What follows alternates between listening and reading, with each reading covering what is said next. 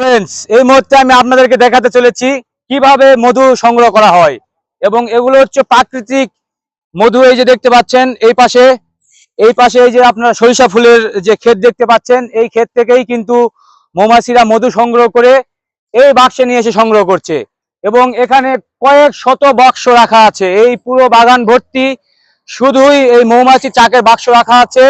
এবং এই বাক্সের মধ্যে মৌমাছিরা বিভিন্ন জায়গা থেকে মধু সংগ্রহ করে নিয়ে এসে এই বাক্সের মধ্যে সংগ্রহ করছে এবং এই মধুগুলোই বাজারজাত করা হবে।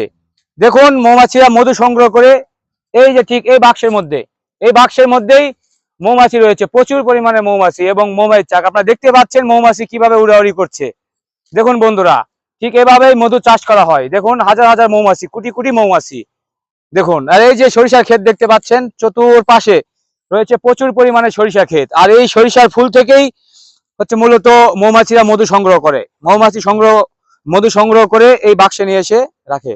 দেখুন, পুরো বাগান ভর্তি মৌমাছির চাক রয়েছে, পুরো বাগান ভর্তি। যারা আমার এই ভিডিওটি প্রথম দেখলেন তারা অবশ্যই একটি লাইক, কমেন্ট এবং শেয়ার করে দিবেন। এবং যারা যারা সরিষা ফুলের মধু খেতে ভালোবাসেন তারাও একটি কমেন্ট করে জানাবেন। এবং কে কে সরিষা ফুলের মধু খেয়েছেন তারাও জানাবেন এবং এর স্বাদ কিরকম সেটাও জানাবেন।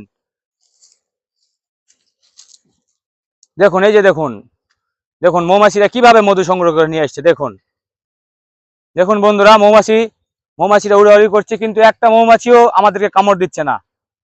দেখুন, কিন্তু চাকের আশেপাশে গেলে কিন্তু মৌমাছিরা আপনাদেরকে কামড় দিবে।